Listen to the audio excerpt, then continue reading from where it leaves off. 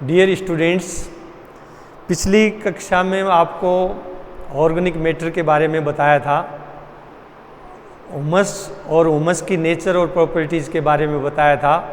अब मैं आपको बताना चाह रहा हूँ कि ह्यूमस और ऑर्गेनिक मैटर में क्या अंतर है। कई बार प्रश्न आ जाता है कि differentiate between organic matter and humus. तो आपको मालूम है कि ऑर्गेनिक मैटर है उसमें सब तरह के फ्रैक्शंस आते हैं। ऑर्गेनिक मैटर में सरफेस पर जो लीटर होता है, ऑर्गेनिक लीटर होता है, वह भी आता है। पार्शियली डिकम्पोज्ड मटेरियल भी आता है, बायोलॉजिकल ऑर्गेनिक मॉलिक्यूल्स भी आते हैं, और जो फाइनल प्रोडक्ट डिकम्पोज होकर ह्यूमस बनता है वह भी ऑर्गेनिक मैटर के अंदर ही आता है।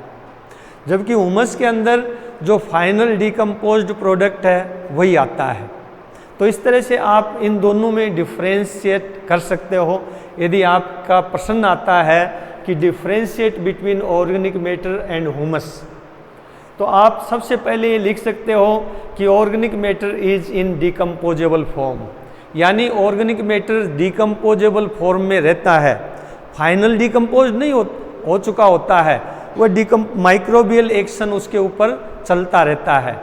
जबकि ह्यूमस है ये रेजिस्टेंट है डिकम्पोजिशन के प्रति, यानी डिकम्पोजिशन का एंड प्रोडक्ट है, लास्ट प्रोडक्ट जो बनता है वह ह्यूमस बनता है। इसलिए ये है, ये एंड प्रोडक्ट है डिकम्पोजिशन का।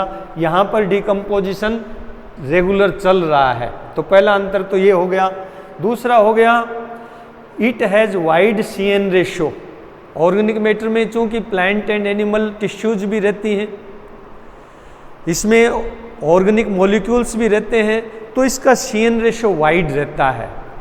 यानी कार्बन टू नाइट्रोजन का रेशियो 40:1 से लेके 20:1 तक ये कार्बन नाइट्रोजन का रेशियो है।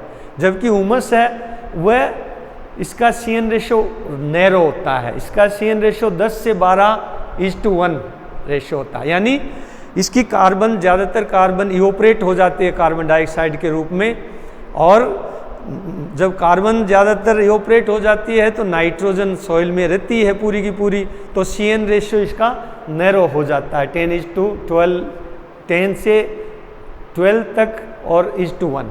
1 नाइट्रोजन है, 10:12 है वह कार्बन है।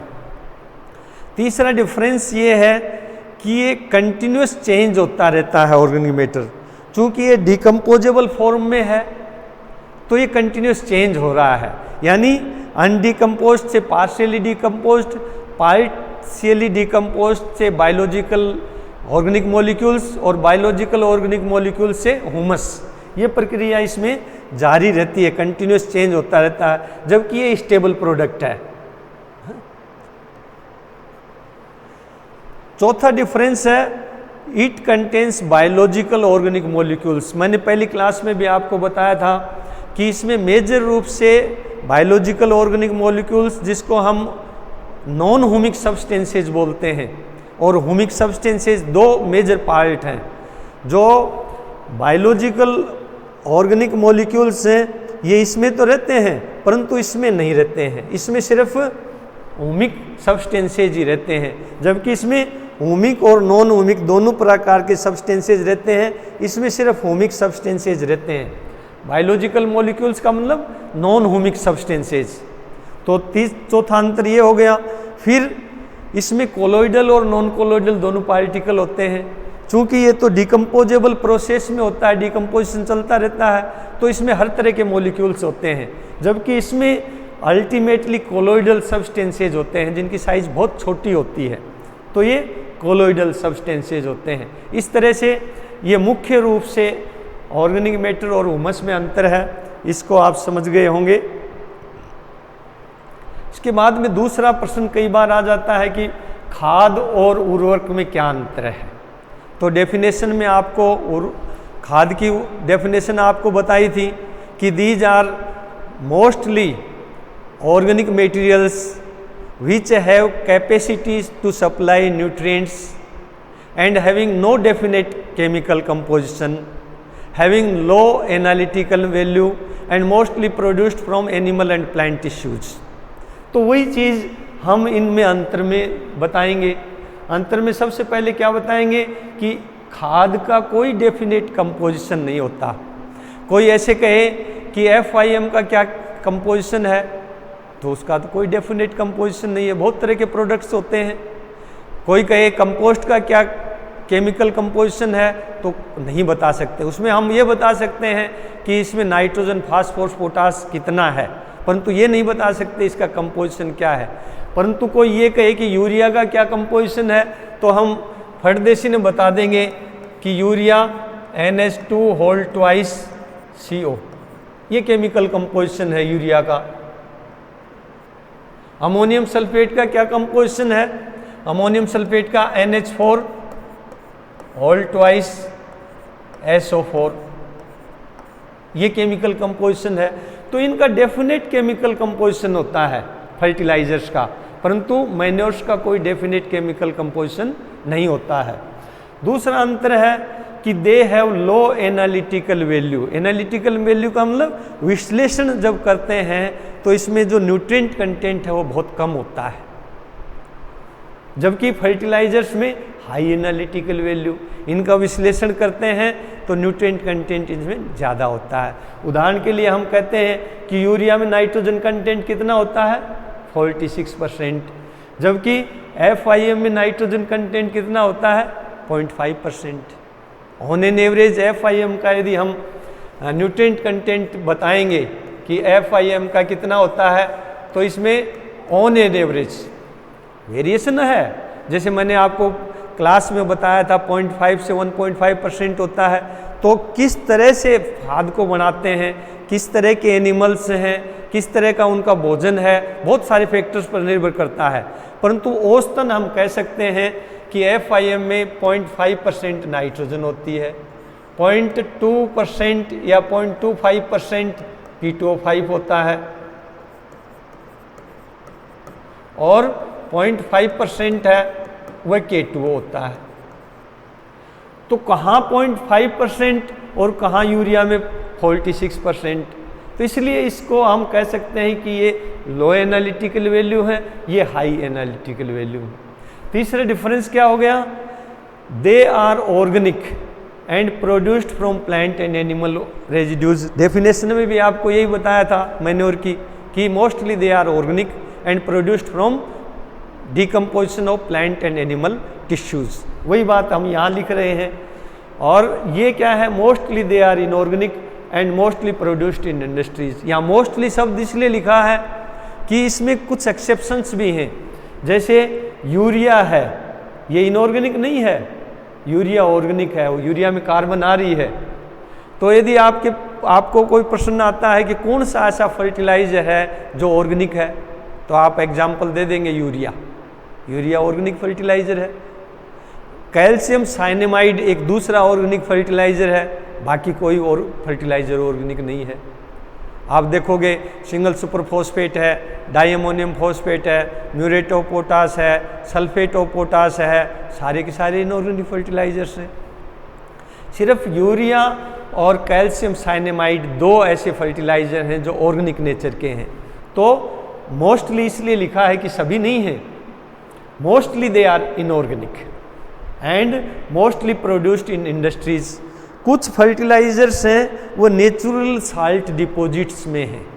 जैसे मैं आपको बात करूं सोडियम नाइट्रेट की, NaNO3, sodium nitrate. Sodium nitrate क्या है कि इसको साल्ट पीटर भी बोलते हैं और ये नेचुरल डिपॉजिट्स के रूप में पड़ा रहता है। तो ये जो सोडियम नाइट्रेट NaNO3 है, ये फैक्ट्रीज में जैसे नहीं बनाया जाता इंडस्ट्री में, तो मोस्टली शब्द लिखा है मोस्टली प्रोड्यूस्ड इन इंडस्ट्रीज। ज़्यादातर, कुछ एक्सेप्शंस हैं, बाकी ज़्यादातर है ये इंडस्ट्री में ही बनाए जाते हैं। फिर अगला डिफरेंस बताया है, they provide organic matter in large amounts and nutrients in small amounts. Nutrients का तो आपको बता दिया था, लो एनालिटिकल वैल्यू और हाई एनालिटिकल वैल्यू। परंतु मैन्योर्स हैं ये ऑर्गेनिक मैटर सॉइल को प्रोवाइड करते हैं, जबकि फर्टिलाइजर तो कोई ऑर्गेनिक मैटर सॉइल को नहीं प्रोवाइड करते हैं। तो ये अंतर है दोनों में। फिर दे improve soil physical condition. Manure की बहुत इम्पोर्टेंट आपको फंक्शन बताया था मैंने क्लास में कि ये ऑर्गेनिक नहीं, फिजिकल प्रॉपर्टीज़ को इम्प्रूव करते हैं मैन्योर्स। फिजिकल प्रॉपर्टीज़ को, सॉइल को बहुत अच्छी कर देते हैं ये, जबकि फर्टिलाइज़र का फिजिकल प्रॉपर्टीज़ पर कोई असर नहीं पड़ता है। तो ये डिफरेंस आ गया फिजिकल प्रॉपर्टीज़ का। फिर मैन्योर है, ये मैक्रो और माइक्रो ऑर्गेनिजम्स के लिए भोजन का काम करता है, ये एनर्जी प्रोवाइड करता है। तो ये दे प्रोवाइड एनर्जी, इसको फूड भी बोल सकते हो आप, भोजन, FOOD, food. They provide food oblique energy to the macro and micro organisms. जबकि फर्टिलाइजर तो कोई एनर्जी प्रोवाइड नहीं करते हैं, न भोजन प्रोवाइड करते हैं मैक्रो और माइक्रो ऑर्गेनिजम्स को। तो ये अंतर आ गया। फिर manures are store house of nutrients. एक मैन्योर में नाइट्रोजन भी मिलेगी, फास्फोरस भी मिलेगा, पोटास भी मिलेगा, उसमें कैल्शियम भी मिलेगा, उसमें मैग्नीशियम भी मिलेगा, उसमें जिंक भी मिलेगा, कॉपर भी मिलेगा, आयरन भी मिलेगा, मैंगनीज भी मिलेगा। परंतु फर्टिलाइजर की बात करें, यूरिया की बात करें तो सिर्फ नाइट्रोजन मिलेगी। डाई अमोनियम फास्फेट की बात करें तो नाइट्रोजन और फास्फोरस मिलेगा। म्यूरेट ऑफ पोटास की बात करें तो पोटेशियम मिलेगा। तो इनमें एक एक दो दो तीन तीन न्यूट्रिएंट मिलते हैं। बाकी मैन्योर्स में सब तरह के न्यूट्रिएंट मिलते हैं। तो इसको मैन्योर को हम कह सकते हैं कि they are store house of nutrients. Fertilizers में कह सकते हैं कि भाई they provide only 1 or 2 essential nutrients. Some fertilizers provide even 3 essential nutrients. So that's okay. This is the difference between manure and fertilizer. अब आपको मैंने कंपोस्टिंग की 2 इम्पोर्टेंट विधियां बताई थी। वैसे तो मैंने एडकोप प्रोसेस बताया था कंपोस्टिंग का, फिर जो लेटेस्ट है जिसमें सुपर कंपोस्ट बनाते हैं वह प्रोसेस भी बताया था, और इंदौर प्रोसेस भी बताया था, बेंगलोर प्रोसेस भी बताया था। परंतु इनमें इम्पोर्टेंट और इंदौर और बेंगलोर प्रोसेस हैं। कई बार इनमें अंतर भी पूछ लिया जाता है कि क्या अंतर है। इंदौर और बेंगलोर कंपोस्ट बनाने की जो विधियां हैं उनमें क्या अंतर है, तो उसको अंतर को आपको समझना ज़रूरी है। अंतर समझ लोगे तो आप प्रोसेस भी समझ जाओगे। वैसे प्रोसेस आपको बता दी गई है पहले लेक्चर में।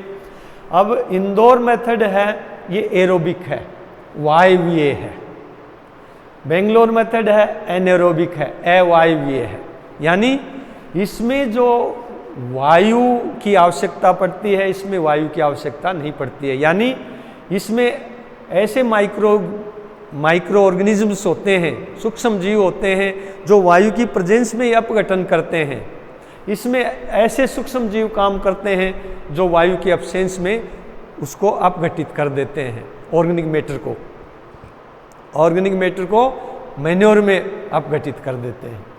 दूसरा नंबर है डिफरेंस का कि इसमें स्टार्टर के रूप में, कैटेलिटिकल एजेंट के रूप में गाय का गोबर काम में लिया जाता है, जबकि इसमें कैटेलिटिकल एजेंट के लिए, या आप दूसरे शब्दों में कह सकते हो स्टार्टर के लिए, नाइट सॉइल यानी मानव विष्ठा है वह काम में ली जाती है। दूसरा अंतर ये हो गया।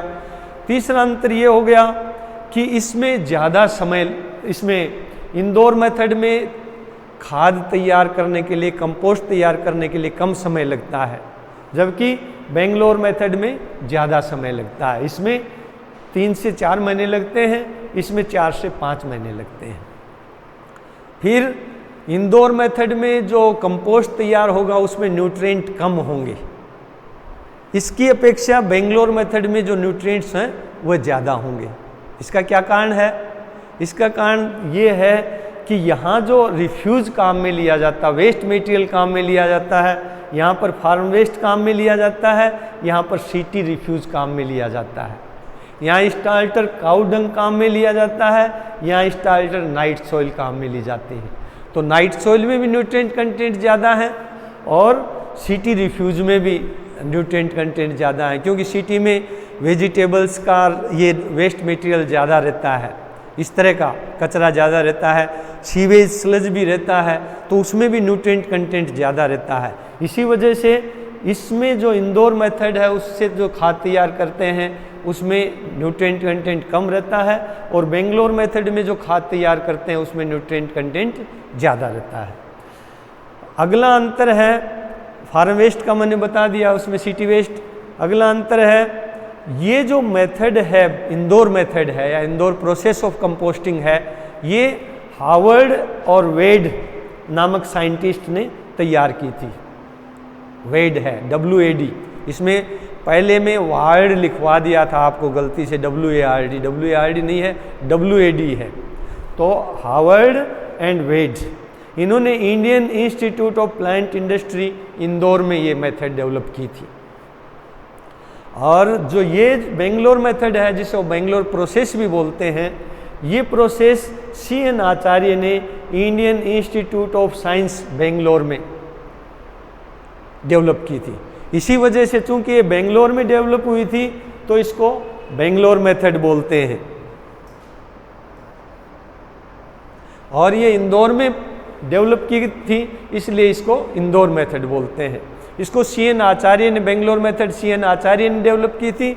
इंदौर मेथड है वह हार्वर्ड एंड वेड नाम के साइंटिस्ट ने डेवलप की थी। फिर जैसा कि नाम से आपको विदित है, एरोबिक प्रोसेस है, मतलब एरेशन की ज़रूरत पड़ती है। इसमें एरेशन की ज़रूरत पड़ती है तो इसका मतलब इसमें टर्निंग देनी पड़ती है।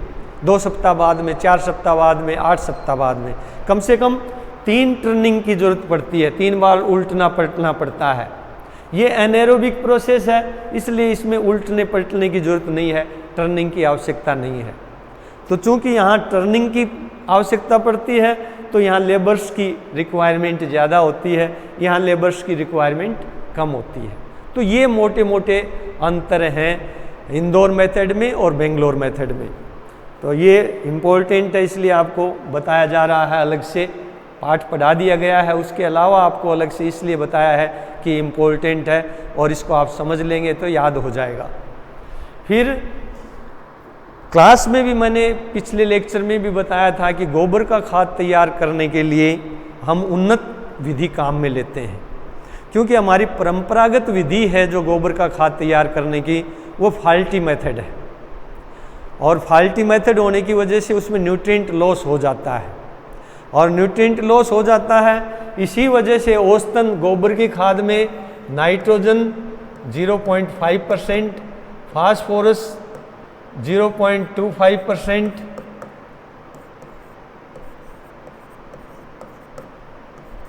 और K2O है ये 0.5% औसतन है, ऑन एन एवरेज।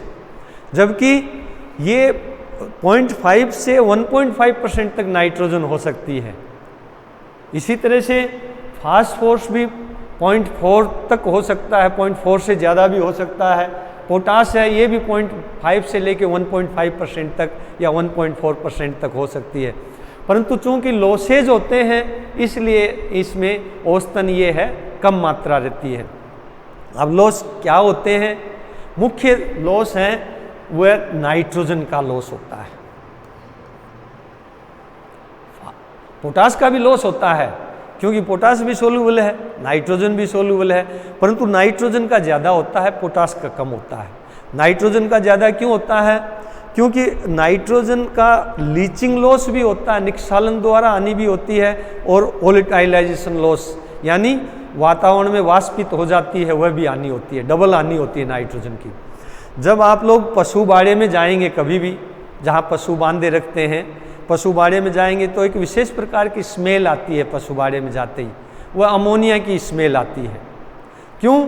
क्योंकि पशु मूत्र है उसमें यूरिया होता है, गोबर में भी यूरिया और नाइट्रोजनस कंपाउंड्स होते हैं। तो विशेषकर पशु मूत्र हमारे यहाँ इकट्ठा करने का कोई सिस्टेमेटिक तरीका नहीं है।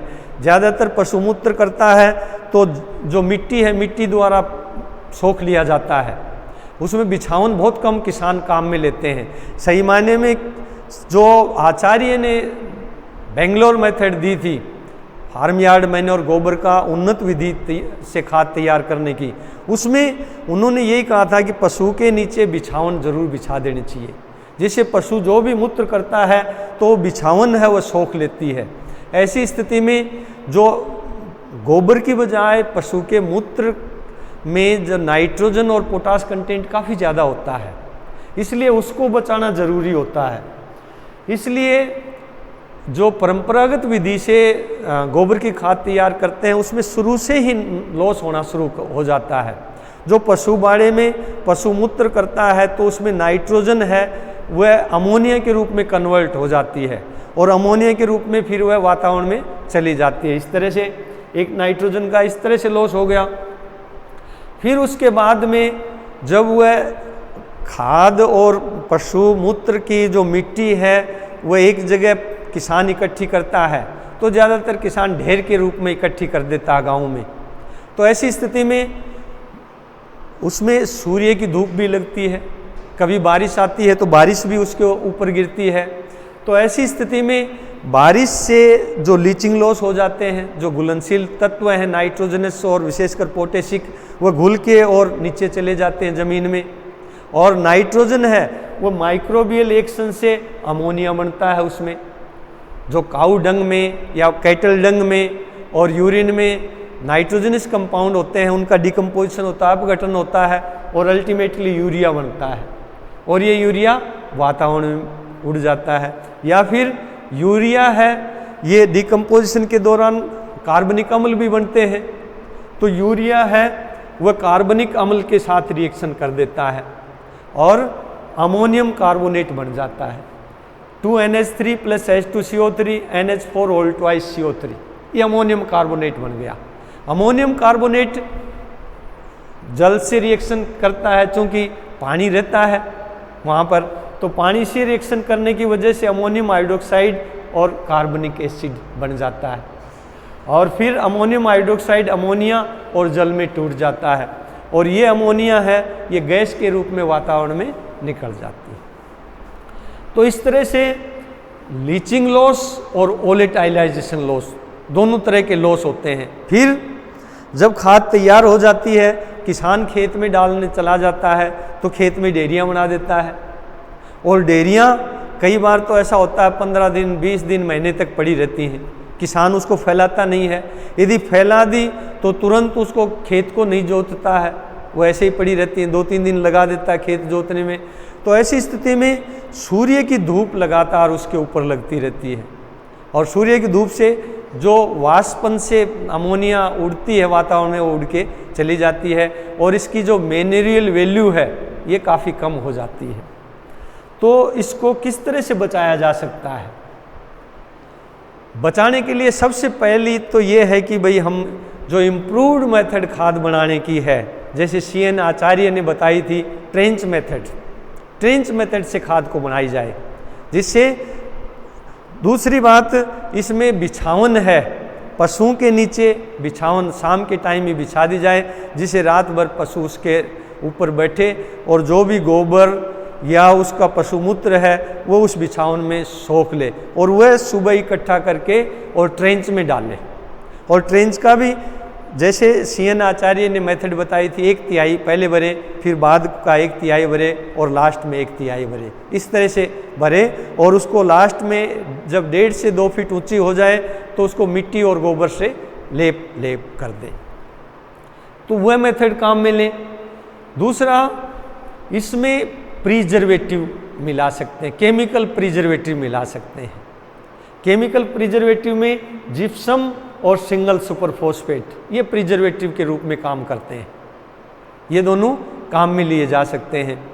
तीसरा, जब भी किसान जब गोबर का खाद तैयार हो जाए तो उसको खेत में डाल के और तुरंत उसको खेत में फैला के और हल चला देना चाहिए, जिससे खाद है वह मिट्टी में मिल जाए और उसमें जो नुकसान होते हैं वह नुकसान बारिश से या फिर इवोपरेशन से जो नुकसान होते हैं वह नुकसान नहीं होगा। इन चीज़ों का यदि किसान ध्यान रखे तो इसकी मैन्योरियल वैल्यू और बढ़ सकती है और पोषक तत्व ज़्यादा मिल सकते हैं। तो इसमें संरक्षण करने के लिए पोषक तत्वों का विशेषकर नत्रजन का संरक्षण करने के लिए जिप्सम डाल सकते हैं। जिप्सम क्या होता है? Calcium sulphate. जिप्सम का मतलब कैल्शियम सल्फेट। तो कैल्शियम सल्फेट अमोनियम कार्बोनेट आपने पहले देखा है कि किस तरह से अमोनिया है वह कार्बनिक अम्ल से रिएक्शन करता है और अमोनियम कार्बोनेट बनाता है। तो ये अमोनियम कार्बोनेट माइक्रोबियल डिकम्पोजिशन से बनता है, आपको मालूम है। तो ये अमोनियम कार्बोनेट जिप्सम के साथ रिएक्शन करता है और इसका अमोनियम सल्फेट बन जाता है। ये अमोनियम कार्बोनेट का अमोनियम और जिप्सम का सल्फर दोनों मिलकर अमोनियम सल्फेट साल्ट बन जाता है और इधर कैल्शियम कार्बोनेट बन जाता है। तो इस तरह से जो अमोनियम कार्बोनेट अनस्टेबल प्रोडक्ट है जो कि जल के साथ रिएक्शन करके अमोनियम हाइड्रोक्साइड बना देता है और अमोनियम हाइड्रोक्साइड से अमोनिया और जल बन के अमोनिया ऊपर उड़ जाती है, तो इस स्थिति में अमोनियम सल्फेट बन गया और ये प्रिजर्व रह गया, इसमें अमोनिया नहीं बनी। परंतु हमारे यहाँ भारत में क्या है कि टेम्परेचर ज़्यादा रहता है। टेम्परेचर ज़्यादा रहने की वजह से यहाँ पर ड्राइनेस आ जाती है। यदि पानी की कमी आ गई गोबर के खाद में तो उस स्थिति में ये रिएक्शन रिवर्स हो जाएगी, ये रिवर्स हो जाएगी। रिवर्स होने का मतलब वापस अमोनियम कार्बोनेट बन जाएगा और कैल्शियम सल्फेट बन जाएगा। और अमोनियम कार्बोनेट चूँकि अनस्टेबल है उससे अमोनियम हाइड्रोक्साइड बन जाएगा, अमोनियम हाइड्रोक्साइड से अमोनिया बन जाएगा और अमोनिया वातावरण में उड़ जाएगी। इसलिए जिप्सम प्रिजर्वेटिव के रूप में हमारी इंडियन कंडीशंस में सक्सेसफुल नहीं है। अब दूसरा प्रिजर्वेटिव क्या है? दूसरा सिंगल सुपर फॉस्फेट है। सिंगल सुपर फॉस्फेट क्या करता है? Single super phosphate double salt है, इसमें कैल्शियम सल्फेट भी होता है और कैल्शियम फास्फेट भी होता है। तो ऐसी स्थिति में कैल्शियम सल्फेट और कैल्शियम फास्फेट ये दोनों मिलके सिंगल सुपर फॉस्फेट हो गया और अमोनियम कार्बोनेट माइक्रोबियल डिकम्पोजिशन के दौरान बनता ही है। तो यहाँ पर ये रिएक्शन क्या हो गई? Calcium phosphate, triple calcium phosphate.